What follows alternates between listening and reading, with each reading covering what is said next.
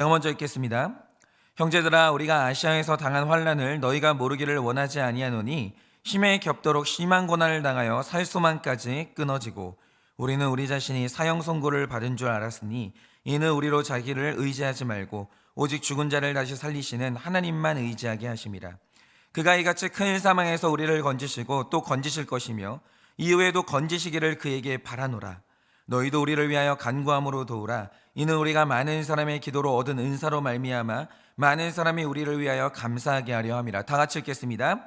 우리가 세상에서 특별히 너희에 대하여 하나님의 거룩함과 진실함으로 행하되 육체의 지혜로 하지 아니하고 하나님의 은혜로 행함은 우리 양심이 증언하는 바니 이것이 우리의 자랑이라. 아멘. 기도하겠습니다.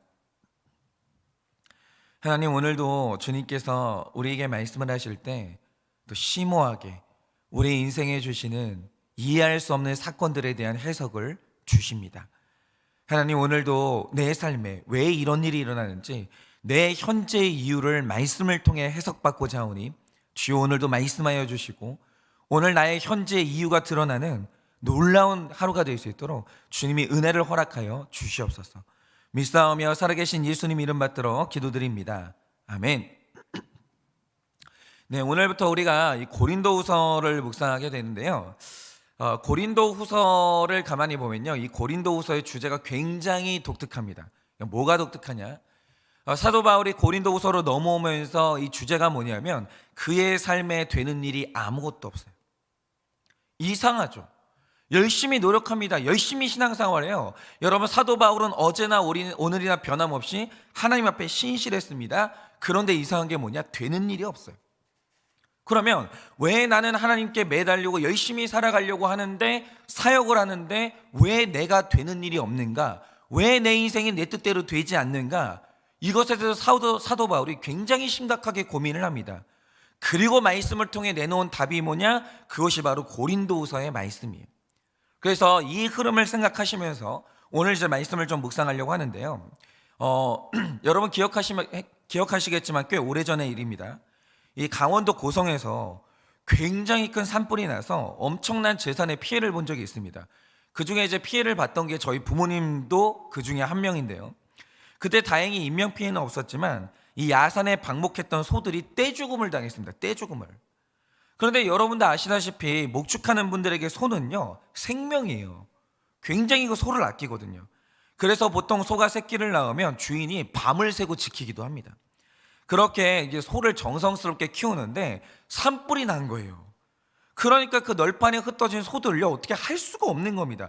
그래서 한 주인분께서 급한 김에 이게 손에 손을 잡고 그 소들을요 잡고 산 아래로 끌고 가려고 굉장히 노력을 했습니다. 근데 문제는 뭐냐? 소가요 말을 안 듣는 거예요.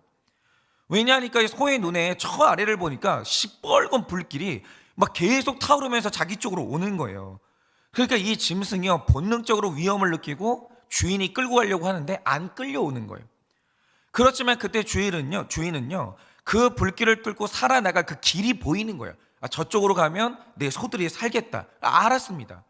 그러니까 살 길로 끌고 가려고 굉장히 끌고 가는데 소가 안 따라오는 거예요. 그러니까 미련한 짐승이요 주인을 못 믿는 거예요. 그냥 자기를 끌고 가는 그 주인한테 자기 모든 것을 의탁하고 끌려가면 살았을 텐데 그걸 모르는 거예요. 그러면 오히려 이 주인이 이끄는 대로 가면 자기가 죽을 줄 알고 사력을 다해가지고 버티는 겁니다. 그러니까 결국 주인이 어떻게 하지를 못하는 거예요. 당연히 소가 사람보다 쓸 거 아닙니까? 그래서 이 주인이 마지막으로 한 게 뭐냐면 그래 모르겠다. 근데 네가 가만히 앉아서 죽느니 풀어놓으면 한 놈이라도 살겠지. 그래가지고 우리 밖으로 다 밀어냈어요. 너희들 마음대로 한번 해봐라. 그리고 나서 송아지랑 약하고 주인 말을 잘 듣는 것들이 있죠. 그것들만 데리고 나와가지고 산불을 피한 거예요. 그래서 이 주인이 이제 며칠 뒤에 이제 불을 다 잡고 목장에 올라가 봤어요. 어떻게 됐겠습니까? 여러분, 어미 소들이요 불 속에서 길을 찾지 못하고 결국에는 떼죽음 당했어요. 다 죽었습니다. 그러니까 제 발로 뛰어다니고 뭐 어떻게 내 힘으로 해보겠다고 하다가 불을 이기지 못하고 소들이요 전부 타 죽은 거예요. 그러니까 여러분 보세요. 그 주인분이 그때 가슴을 치면서 너무 안타까워했는데 그게 뭐냐면 순순히 따라왔으면, 끌려왔으면 살았을 거 아니에요. 그런데 이 미련한 짐승들이 주인을 신뢰하지 못하고 따라도 못 가는 거예요. 누가 자기 보고 길 찾으래요. 누가 자기 보고 불을 이기래요. 그런 걸 원한 적도 없어요. 그냥 따라만 오라고요. 그러면 사는데 이 미련한 짐승이요? 그것도 못해요. 근데 웃기는 게 뭐냐면 이 당시 이제 소들이 살았거든요. 그럼 살았던 소들은 뭐냐? 주인에게 의존할 수밖에 없었던 약한 것들, 송아지들, 약한 것들 다 살았어요. 성도 여러분, 이게 저는 이 얘기를 듣고 굉장히 많은 것을 느꼈는데 사람 역시 마찬가지예요. 여러분, 사람이요, 영혼 구원에 진짜 안 좋은 성품이 하나 있어요. 그게 뭔지 아십니까? 고집센 거 진짜 안 좋아요. 사람이 고집세잖아요. 영혼 구원에 그거만큼 안 좋은 성품이 없습니다. 우리의 인생의 주인 되시는 하나님에게 자신의 생명과 운명을 일단 맡기고 이끄신 대로 따라가면 좋아요. 여러분, 하나님이요, 우리를요 방치하는 주인이 아닙니다. 하나님은 우리 인생을 구원으로 적극적으로 끌고 가시는 선한 목자예요. 그러니까 그 구원받는다고 할 때 제일 좋은 게 뭐냐면 그 고집이 없어야 돼요. 따라만 잘 가도 돼요. 따라만 잘 가도. 그런데 슬프게도 인간의 운명이 뭐냐? 태어날 때부터 자존적으로 교만해요. 그러니까 소는요 무식해서 고집이 세거든요. 인간은 교만해서 고집이 세요. 자기가 알고 있는 게 세상 전부인 줄 아는 거예요. 죽어도 안 움직이는 게 있는 거예요. 여러분, 우리는요 하나님 외에 우리 마음에 의지하는 것들이 너무 많아요. 너무 많아요. 여러분, 유능한 사람은 유능한 대로, 못난 사람은 못난 대로, 젊은 사람은 젊은 사람대로, 나이 드신 어르신들은 어르신대로, 재물을 가진 사람은 가진 대로, 없는 사람은 없는 대로 자기가 각자 의지하는 게 다 있어요. 다 있어요. 그거 없는 사람은 없습니다. 우리가 볼 때 뭐 저런 것에 의지하나 이렇게 생각할 사람이 있겠지만 그거 아닙니다. 사람 마음에는요 죽어도 못 내려놓는 그 고집이 있어요. 하나님만큼이나 의지하는 것들이 있다라는 거예요. 그러나 내가 그토록 귀하게 여기고 마음으로 의지했던 모든 것들이 결국에는 아무것도 아니었다는 사실을, 모든 것을 깨닫게 하는 그 일이 택자의 인생에는 일어나는 거예요. 그래서 제가 지금 우리 성도님들하고 또 1대1 훈련을 하고 있는데 그 성도님 중에 한 분이 그런 간증을 하시는 거예요. 이분의 아내분이 그 어릴 때 일찍 부모님이 돌아가시는 바람에 젊은 나이에 그 집의 가장이 됐어요. 얼마나 힘들겠어요. 의지했던 부모님이 갑자기 돌아가시고 내가 내 동생들 책임져야 되는데 이분이 마음이 얼마나 외롭고 두렵겠어요. 그러니까 이분이 그때 했던 게 뭐냐면 하루라도 기도를 안 하면 살 수가 없는 거예요. 그러니까 직장이 끝나고 집에 돌아가는 날 아무리 피곤해도 일단 교회를 들리는 거예요. 그걸 기도를 하는 거죠. 하나님 살려달라고, 하나님 나에게 힘을 달라고, 하나님이 안 도와주면 나는 살 수가 없다고. 그러면서 날마다 한 번은 기도하고 그리고 집으로 가는 거예요. 그런데 이분이 어느 날 너무 신실한 남자하고 결혼을 한 거예요. 믿음도 좋은데 심지어는 능력도 좋아요. 뭐든지 열심히 해요. 그런데 심지어는 이 남자가 이 아내를 너무 사랑하는 거예요. 근데 여러분, 이 아내분이 얼마나 좋았겠어요. 내 인생이 그토록 외로웠는데 기댈 데가 없었는데 기댈 남편이 생긴 거예요. 얼마나 좋았겠어요. 너무너무 사랑하고 좋았대요. 근데 그 좋은 남편이 딱 생기니까 일어나는 일이 뭐냐? 기도가 뚝 끊어지더래요. 그 좋은 남편이 생기니까 그 다음부터 하나님 앞에 했던 기도가 뚝 끊어진 거예요. 왜? 남편이 있으니까. 남편이 너무 믿을 만한 거예요. 그러나 여러분, 성도 여러분, 한번 여쭤보겠습니다. 이거는 그냥 한때고, 지금까지 여러분 살아오시면서 내 마음먹은 대로 다 되고 내 뜻대로 살아본 적이 몇 번이나 되십니까? 되던가요? 자녀 길러보신 어르신들은 다 알아요. 자녀가 내 뜻대로 자라는 자녀가 몇 명이나 있습니까? 죽어도 안 됩니다. 힘센 소만큼이나 절대 안 끌려오는 게 자녀들이에요. 저는 이걸 너무나 확실히 느끼는 게요, 제가 담임 목회하고 확실히 한 게 있어요. 그게 뭐냐, 한일교회 올 때 저는 계획이 완벽했습니다. 머릿속에 그렸던 하나님의 순서가 있었거든요. 그런데 단 하나도 내 마음대로 안 됐어요. 지금 제가 교회를 이끌고 가고 있는데 지금 우리 교회의 형태는요, 내 머릿속에 아예 없던 것들이에요. 지금 이 아침 예배요, 계획도 안 했던 것들이에요. 근데 지금 이렇게 되고 있는 거예요. 그러니까 이 교회 흐름이요, 내가 생각도 안 해봤던 방향으로 되는 거예요. 여러분, 인생의 법칙이 있습니다. 내 마음대로 안 됩니다. 삶은요, 절대 내 마음대로 안 됩니다. 하나님이 예정하신 대로 되고 하나님이 이끄시는 대로만 될 뿐이에요. 여러분, 인간이 역사의 주인공이 아니에요. 그러니까 인간의 망상이 뭐냐? 조금 뭐 되잖아요. 자기가 역사의 주인공인 줄 알아요. 착각입니다. 여러분, 내 인생의 주인도 내게 아니에요. 그 증거가 뭐냐? 인생이 내 마음대로 안 됩니다. 70년 살고 싶죠. 80년 살고 싶죠. 100년 살고 싶죠. 내 마음대로 안 사라지는 겁니다. 그래서 이 모든 것의 주인이 하나님이라는 사실을 일찍 깨달아야 돼요. 이거만큼 중요한 지식이 없어요. 내 마음대로 안 돼요. 하나님 뜻대로 됩니다. 인생 내 거 아닙니다. 하나님 겁니다. 요거 빨리 깨닫잖아요. 그만큼 인생이 편해지는 거예요. 모든 것은 하나님이 원하시는 대로, 그가 기뻐하시는 바로 그대로 우리 인생이 끌려가는 거예요. 여러분, 그래서 잠언서 16장 9절에 보면 이거 솔로몬이 있었거든요. 솔로몬이 인생 얼마나 화려하게 살았습니까? 그런데 솔로몬이 인생 살고 난 다음에 그 다음에 한 말이 뭡니까? 사람이 자기 마음으로 길을 계획할지라도 그 걸음을 인도하시는 분은 여호와라는 거예요. 내 뜻대로 안 됩니다. 싫든 좋든 우리가 원하든 원하지 않든 하나님께서는 자신이 원하는 대로 우리 인생을 끌고 가시는 거예요. 그런데 문제는 뭐냐? 하나님을 순종하는 일은 머리로 깨닫지 못하고 고난을 통해서만 깨달아요. 이게 문제예요. 순종은요, 소처럼 고집이 센 모든 인간들은요, 순종을 머리로 못 깨달아요. 반드시 인간은요, 고난으로만 순종을 배워요. 여러분, 사람이 스스로 하나님을 의지하는 법을 터득하면 얼마나 좋겠어요. 얼마나. 근데 문제는 인간은 그게 불가능해요. 여러분, 우리가 참깨에서 참기름을 얻으려면 그 과정이 어떤지 다 아시죠? 지금이야 우리가 다 사 먹지만 옛날에 어르신들 보면요, 다 수동이었거든요. 손으로 다 했습니다. 방법이 뭡니까? 먼저 뜨거운 물에 참깨를 계속 볶아요. 그런 다음에 무거운 물건을 그걸 으깨요. 그러면 그것이 터지면서 거기에서 향기로운 참기름이 흘러나오는 거예요. 여러분, 마찬가지로 하나님이 가장 기뻐하시는 향기로운 이 향이 순종이거든요. 제일 좋아하세요. 여러분, 구원은요, 끌려가는 사람이 받는 것이지 고집 센 사람이 받는 게 아니에요. 그래서 하나님이 가장 좋아하시는 게 뭐냐? 부드러운 순종이에요. 근데 이상한 게 뭐냐? 그 순종을 터득하려면 반드시 고난받아야 돼요. 다른 방법이 없어요. 여러분, 순종은요, 말로 설명하거나 가르치는 게 불가능해요. 여러분, 저희 딸이 지금 제 말에 순순히 잘 따라오거든요. 이유가 뭔지 아십니까? 약해서 그래요. 인간이 조금만 자립심이 생기고 이제 사람이 조금만 세지잖아요. 안 돼요. 순종은요, 말로 설명 안 돼요. 못 가르쳐요. 고난받아야 돼요. 방법이 없습니다.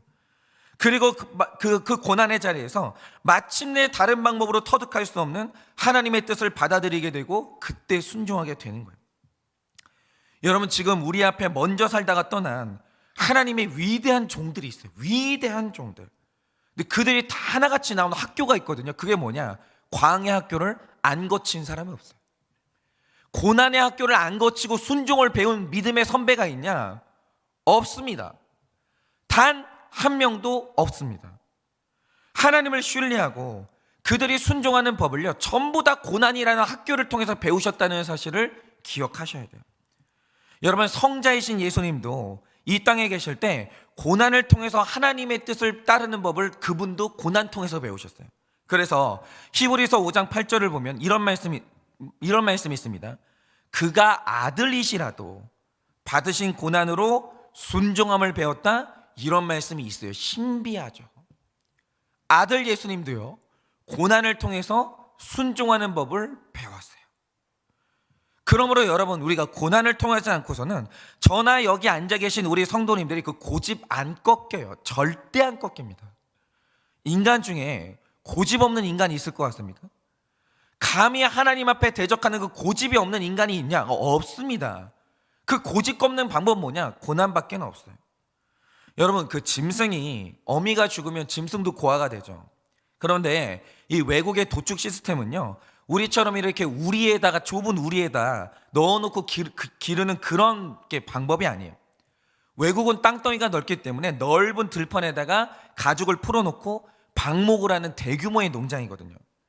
그런데 그런 곳에서 어미가 죽는다고 해서 그 일일이 새끼를 품에 안고 이 주인이 젖을 먹일 수가 없는 거예요. 너무 많으니까. 그러면 이 어미가 죽었다.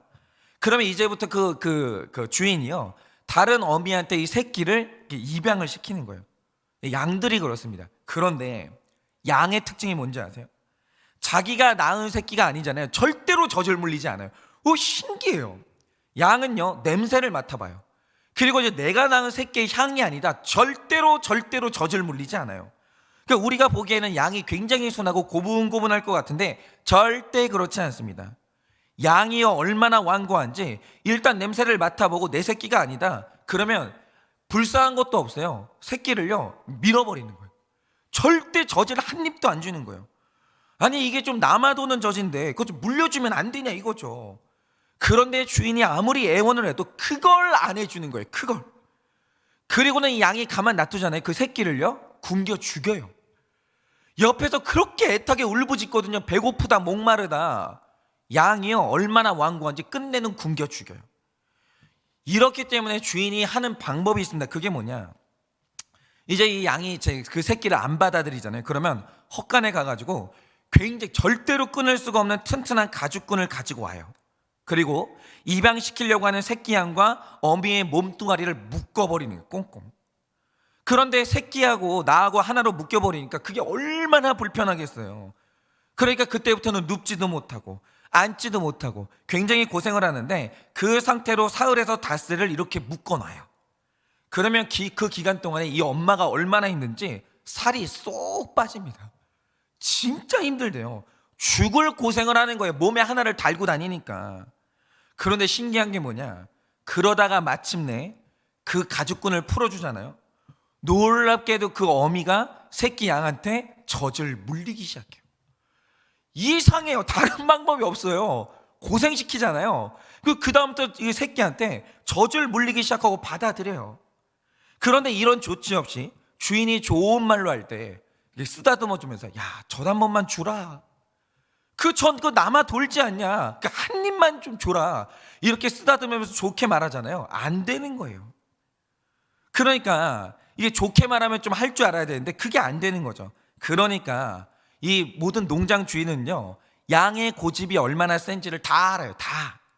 그러니까 일단 고아가 생겼다, 일단 그러면 새끼 양한테, 그 어미 양한테 설명을 안 해요. 하는 일이 뭐냐, 자, 어미가 죽었다, 고아 새끼가 생겼다, 입양을 시켜야 된다. 그럼 바로 아무 생각도 안 하고 창고로 가가지고 가죽끈을 먼저 찾아요. 그런데 이 가죽끈이요, 말로는 설명이 되지 않는 주인의 뜻을 그 짐승에게 가르쳐요. 말이 순종을 가르치는 게 아니라 고난의 가죽끈이 이 짐승에게 하나님의 뜻을 가르치는 거예요. 그리고 마침내는 그 가죽끈 때문에 주인의 뜻을 따르게 되는 거예요. 여러분, 여기에 심오한 뜻이 있습니다. 여러분, 하나님께서도 우리에게 자신의 뜻을 가르치실 때 계시의 말씀으로만 가르치는 게 아니에요. 그렇지 않아요. 여러분, 우리의 마음이 얼마나 교만하고 무지한지 아십니까? 여러분 고집 얼마나 센 줄 아십니까? 그러면 하나님이 좋게 쓰다듬어 가지고 좋은 말로 하시면 우리가 그 고집 꺾냐? 안 돼요.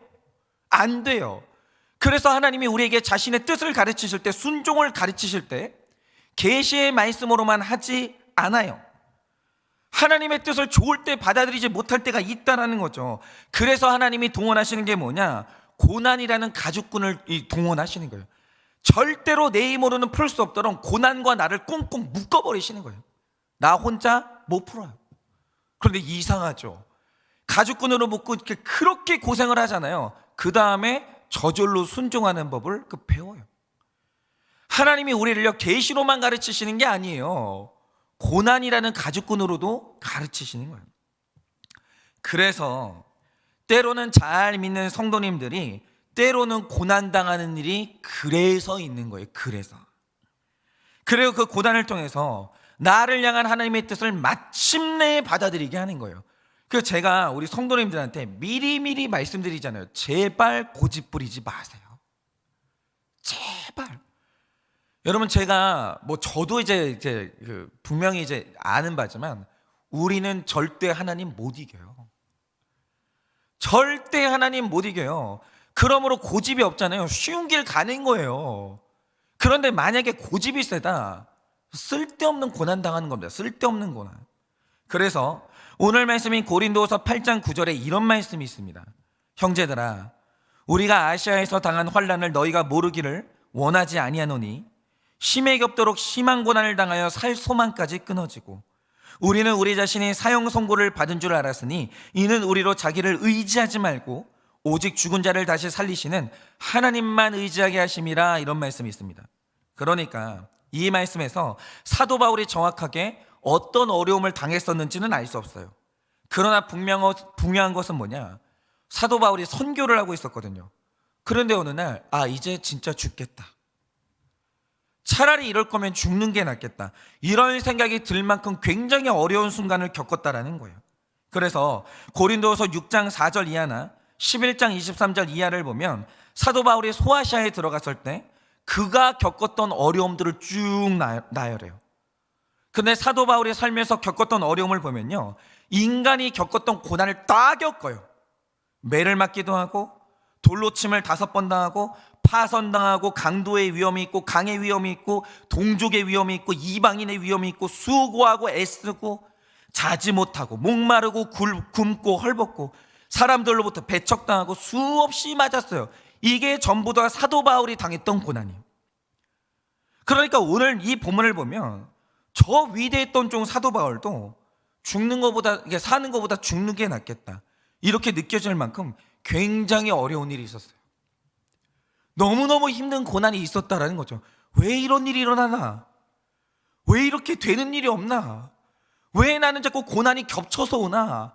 이게 너무 힘든 거예요. 여러분, 물론 사람이 자살하는 거 굉장히 큰 죄죠. 그러나 성도님들이요, 살다 보면 자살 충동 느낄 때 있어요. 여러분, 어떤 장로님이, 목사님이, 권사님이 자살 충동을 느낀다? 절대 정죄하면 안 돼요. 인생이 그만큼 힘든 거예요. 누군들 죽고 싶지 않겠어요? 인생이 얼마나 힘든데. 여러분, 목사님도요, 죽고 싶을 때 있어요. 심지어 엘리야가요, 죽고 싶을 때 있었습니다. 누구나 그래요. 너무 힘들어가지고요, 그냥 내일 눈 뜨지 않았으면 좋겠다, 그냥 인생을 마쳤으면 좋겠다, 이런 생각이 들 만큼 힘든 일을 하나님의 종 사도 바울이 겪는 거예요. 너무 힘들어서. 여러분, 꽤 오래전에 미국의 한 TV 채널에서 그런 장면이 있었습니다. 이 사이렌 소리가 여기저기에서 막 나고 부르짖는 소리가 뒤섞여서 막 너무 복잡한 화재 현장이 있었어요. 근데 그 드라마에서 어떤 장면이 있었냐, 시커먼 연기가 막 불길이 막 치솟는 한 건물에 어떤 여자가 밧줄에 매달려 있는 거예요. 살려고 필사적으로 매달려 있는 겁니다. 그러니까 그 사람의 생명이 그 밧줄에 매달려 있는 거예요. 이거 끊어지면 난 죽는 거예요. 그런데 사다리 차는 오려면 먼 거예요. 그런데 마침 그 밧줄에 드디어 이 불이 옮겨 붙으면서 밧줄이 타들어가는데 툭툭툭 하면서 하나 둘씩 매듭이 끊어지기 시작하는 거예요. 이때 카메라가 밧줄에 달린 그 여자의 얼굴을 확대했는데 공포에 질린 거예요. 그런데 여러분, 사도 바울의 체험이요, 이런 거였어요. 자신이 의지하고 있던 생존의 수단들이 있었거든요. 근데 그게 하나씩 툭툭툭 끊어진 거예요. 믿고 의지할 사람들이 나한테 있잖아요, 등을 다 돌리는 거예요. 돈이 너무 필요할 때 있죠. 그래서 너무 믿고 절박한 사람들한테 한 명 한 명씩 물어보거든요. 한 명씩 다 거절하는 거예요. 툭툭툭툭. 그리고 사도 바울이 붙잡았던 마지막 인간적인 희망마저도 하나님이 어느 날 거두어 가신 날이 와요. 아무도 없는 거예요. 쓸 카드가 없는 거예요. 다 끊어지는 거죠. 여러분, 오늘 우리에게도 내 인생을 지탱한다, 내가 마지막 저 사람만큼은 믿어본다 하는 무언가가 내 마음에 있어요. 그래, 부모님이 있으니까 내 인생에 비빌 언덕이 있지. 여러분, 이런 식으로 믿는 사람이 있다라는 거죠. 그것이 내 자식이기도 하고, 내 배우자이기도 하고, 부모이기도 하고, 사업이기도 하고, 내 꿈이기도 해요. 심지어는 어떤 분들은요, 남들 몰래 숨겨놓은 내 재산이 있어요. 이것만 생각하면 든든한 분들이 있어요. 이것만 있으면 내가 살 수 있지. 그런데 제가 저한테는 이게 뭘까라고 생각해 보면 저는 그게 제 교회 같아요. 주님, 이것만큼은 전 절대로 끊어지시면 안 됩니다. 내가 지금 이것 때문에 기쁨을 느끼고 살아가는데 하나님, 만약에 내 삶에 이거 거두어 가시면 전 죽습니다. 이게 인간은요, 다 있어요. 그런데 지금 제 삶에 사랑하는 이 교회가 사라진다고 하면 나는 오늘 살아갈 수 있을까? 제가 지난주에 어떤 집사님한테 들었는데 그 아는 분이 정말 심각하게 고민하다가 이분한테 상담을 하는데 머릿속을 떠나지 않는 그 심각한 고민이 뭐냐, 이분이 아끼고 아끼는 한 가지가 있는데 그게 못 먹고 못 자고 마련한 그 아파트가 있는 거예요. 그런데 이 아파트가 얼마나 소중한지 이거 없어지면 어떻게 하나 그 고민을 그렇게 하더라는 거예요. 근데 여러분, 이렇게 아파트를 소중하게 여기는 그분이 어느 날 사기를 당해가지고 아파트를 하루아침에 날린다고 생각해 보세요. 그거 살 수 있겠습니까? 어떻게 살아요? 그런데 놀랍게도 하나님께서 우리 목숨처럼 아끼는 그것을 어느 날 거두어 가시는 일이 있다라는 거예요. 그런 일이 일어나요. 여러분, 그럴 때 사람은요, 살아있지만 죽은 자처럼 될 때가 있습니다. 그러네 더 이상한 건 이 큰 절망이 왜 하필이면 하나님의 뜻대로 살겠다고 온전히 헌신하고 있는 성도들에게 그런 일이 일어나냐 이거예요. 왜 성도에게 이런 일이 일어나냐 이거죠. 아니, 내가 죄를 짓고 마음대로 살다가 만약에 그 끝에서 이 어려움을 당한다, 납득이 돼요. 그런데 이런 일이 누구한테 일어났냐? 충성하는 종, 하나님의 말씀대로 선교하고 헌신하는 주의 종에게 이렇게 어려운 일들이 일어나는 거예요. 살 소망이 끊어지는 거예요.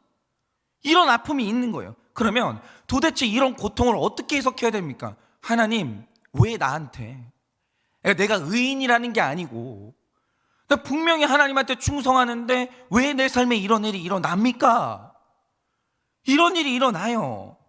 여러분, 그래서 유대인 랍비가 쓴 왜 선한 사람들에게 고통이 있는가라는 제목의 책이 있거든요. 그런데 이 책의 저자는요, 이게 유대교의 랍비인데 이 책에서 인간의 고난에 대해서 주장한 두 가지 사실이 있어요. 그게 뭐냐? 첫 번째는 뭐냐? 고통에 관해서 하나님은 선하시면서 동시에 전능할 수 없다라고 보는 거예요. 왜냐? 세상에 고통이 있다는 사실은 엄연한 사실인데 그렇다면 이것은 두 가지의 경우로만 설명할 수 있다는 거예요. 첫째, 하나님이 전능하시지만 선하지를 않아요. 그러니까 고통이 있는 거예요. 말하자면 하나님은 세상에서 고통을 제거할 만큼 충분히 능력이 있는데 인간이 느끼는 고통에 대해서 하나님이 선하지를 않는 거예요. 그래서 사람들한테 고통이 임한다는 것이죠. 그게 그 사람의 첫 번째 가설이고, 두 번째 설명은 그 반대입니다. 하나님은 너무너무 선하시고 우리를 사랑해요. 근데 고통을 막을 능력이 없어요. 이 두 가지 경우가 아니면 이 세상의 고통을 설명할 수가 없다는 거죠. 그러면서 이 랍비가 내는 결론이 이거예요. 기독교의 하나님은 선해요. 그런데 우리의 모든 고통을 막을 만큼 전능하지는 않다라는 거예요. 랍비라는 사람이 이런 식으로 결론을 내리는 거예요. 그러니까 이 고통의 문제가 설명이 안 되는 부분이 너무 많다라는 거죠. 그런데 어떤 사람들은 인간 편에서 그 고통의 원인을 찾기도 합니다. 여러분, 욥기를 보면요, 욥의 친구들이 자식과 재물을 다 잃어버리고 몸에 악창이 나가지고 거름더미 위에서 고통받고 있는 자기 친구 욥에게 찾아와요. 그리고 이런 말을 합니다. 네가 무지하다고는 하지만 네가 당하는 고통을 보니까 네가 지금 숨겨놓고 있는 죄가 있다. 너 그거 아니냐? 그러면서 토해내라고 지적을 해요. 여러분, 우리 중에도 어떤 사람들을 보면요, 어떤 신자가 고통을 당하면 그게 그 사람의 숨겨진 죄 탓이라고 섣불리 단정하는 사람이 있어요. 여러분, 물론 죄가 우리 삶 가운데 고통과 슬픔을 가져오는 건 맞아요. 그러나 모든 고통이 다 하나님의 징벌이다 이렇게 단정하면 큰일 납니다. 왜냐하면 성경에 보면 충성하는 자가 받는 고난도 있어요. 고난의 문제가 단순하지 않습니다. 그 단편적으로 접근하면 그 폭력되는 거예요. 여러분, 우리 고난이 정말 그 충성하는 종이 당하는 고난이 있어요. 잘 믿는 사람도 하나님께서 주시는 고난이 있다라는 거죠. 그러므로 모든 고통이 다 내 죄에 대한 하나님의 매질이다 이런 식으로만 해석하면 안 된다는 거예요. 그러면 성도님들한테 왜 이런 고난이 있습니까? 왜 신실한 사람들한테, 바울 같은 사람한테도 이런 고난이 있냐 이거예요. 그런데 오늘 성경이 주는 답은 이겁니다. 성도의 고난은요, 하나님이 그것을 막을 힘이 없어서 생기는 것도 아니고 하나님이 그걸 막아줄 만큼 선하지 않아서도 아니에요. 누군가가 쉽게 말하는 것처럼 부모가 지은 죄나 그 업보라고 하죠. 나의 죄 때문인 것만도 아니에요. 100% 그런 거는 아니에요. 사도 바울은요, 오늘 이렇게 고백합니다. 결국은 죽음을 생각할 수밖에 없었던 그 모진 고난들, 그 모든 것이 끊어지는 이 절망은 오늘 뭐라고 말하느냐? 나로 하여금 하나님만 의지하도록 하기 위함이었다, 이렇게 고백해요. 그게 9절 말씀이에요. 여러분, 우리가 생각하기에 사도 바울 같이 충성스러운 종한테 무슨 교만이 있겠어요? 그러나 하나님이 보실 때는 사도 바울이 하나님을 더 많이 의지하고 더 가까이 가기를 원하셨던 것 같아요. 근데 그러는 유일한 방법이 뭐냐? 고난밖에 없는 거예요. 인간은 하나님만 전적으로 의지하지 않아요.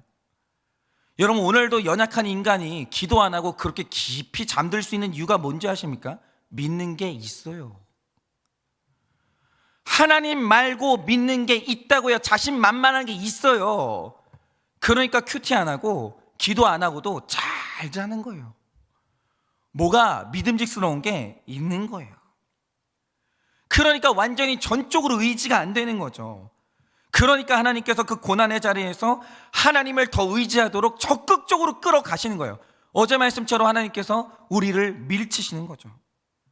하나님을 더욱 많이 의지하는 것, 하나님을 전적으로 신뢰하는 그것이 그가 당하는 고난의 뜻이었다라는 거죠. 여러분, 우리는요, 고난당하지 않잖아요. 하나님한테 완전히 우리를 맡기지 못해요. 자기 나름대로는 헌신한다라고 하죠. 그런데 그런 와중에도 하나님께 온전히 의지하지 못하는 부분이 있어요. 여러분, 저도 그래요. 저의 삶에 조금만 의지할 만한 사람 나타나잖아요. 큐티하기 바로 싫어집니다. 그냥 여기 앉아가지고 기도하는 게 그냥 너무 싫어지는 거예요. 의지할 만한 뭔가가 생기면. 여러분, 하나님의 일은요, 재능과 능력만 가지고 하는 게 아닙니다. 영혼 구원은 전적으로 하나님한테 의지하지 않으면 안 돼요. 그래서 하나님이 오늘도 우리에게 고난을 통해서 하나님께서 열심히 가르치시는 게 뭐냐? 고난을 통해서 전적으로 의지하라는 거예요. 전적으로. 여러분, 오늘 그 고난이 왜 왔습니까? 여러분, 뒤돌아보세요. 여러분, 지금 하지 않고 있는 기도가 있는 거예요. 여러분, 지금 하나님 앞에서 왜 갑자기 내 삶에 고난이 왔습니까? 여러분, 지금 하나님 앞에 하지 않고 있는 순종이 있는 거예요.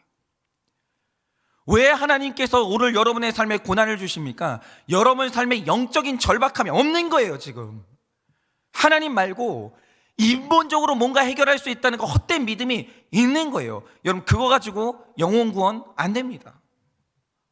내 삶의 거룩이 이루어지지를 않는 거예요. 그래서 하나님께서 오늘도 우리에게 그 순종을 가르치시려고, 전적으로 의지하는 그 연약함을 가르치시려고 오늘도 우리에게 고난이라는 가죽군을 보내시는 거예요. 그러니 여러분, 오늘 여러분 삶에 이해가 안 되는, 설명이 안 되는 고난이 왔습니까? 그때 해야 될 일이 뭐겠습니까? 여러분, 듣기 원하시는 기도가 있는 거예요. 이제 그만 주무시고 기도의 자리로 오세요. 이제 그만 좀 고민하시고 큐티책을 펴세요. 하나님, 나는 아무것도 못합니다. 하나님만 의지합니다. 하나님이 원하시는 답을 내놓으세요. 그럼 그걸로 하나님께서 우리 삶에 고난의 끈을 풀어주시는 거예요. 이렇게 고난을 통해서 순종하는 법을 배우시고, 여러분의 고집을 꺾으시고, 오늘도 하나님을 전적으로 의지하는 법을 배우셔서 오늘 하나님 앞에 그 하나님과 친밀한 하루를 누리시기를 예수님의 이름으로 축원을 드립니다. 이 시간에 제가 기도하고 축도함으로 마치겠습니다. 하나님, 오늘도 정말 이 고린도서의 말씀을 들었습니다. 그런데 주님, 그 위대한 종 사도 바울이 이렇게도 힘든 고난을 당했습니다. 그런데 사도 바울이 이 고난을 다 당한 후에 그가 내리는 결론이 뭡니까? 그것은 하나님만 의지하게 하는 하나님의 놀라운 지혜였다. 이 고난을 당함으로 나의 이 숨겨진 교만이 꺾이고 나는 전적으로 하나님만 의지하게 됐다. 그래서 내 삶에 영혼 구원이 이루어졌다. 이렇게 말씀을 하시는 것입니다. 하나님, 왜 오늘도 하나님께서 이해할 수 없는 고난의 가죽끈을 우리에게 보내십니까? 왜 아무리 노력해봐도 풀리지 않는 고난을 나의 삶에 보내십니까? 이유는 딱 한 가지입니다. 내가 고집이 너무 셉니다. 하나님께 전적으로 의지가 안 됩니다. 내가 하나님 말고 든든하게 믿고 있는 인본적인 우상들이 있습니다. 하나님께서 오늘도 전적으로 하나님만 의지하게 하시려고, 하나님만 줄 수 있는 그 복을 주시려고 오늘도 우리에게 고난을 주시오니 그 고난을 통해 우리 모두가 전적으로 하나님만 의지하게 하여 주시고 마침내는 팔복을 받는 우리가 될 수 있도록 주님이 은혜를 허락하여 주시옵소서. 지금은 우리 주 예수 그리스도의 은혜와 하나님 아버지의 그 크신 사랑과 성령님의 위로하시고 교통하여 주시는 그 역사하심이 오늘도 나의 고난 가운데서 순종을 배워 팔복을 받기를 원하는 우리 사랑하는 모든 성도님들의 머리 위에 지금으로부터 영원 무궁토록 함께 있을지어다. 아멘.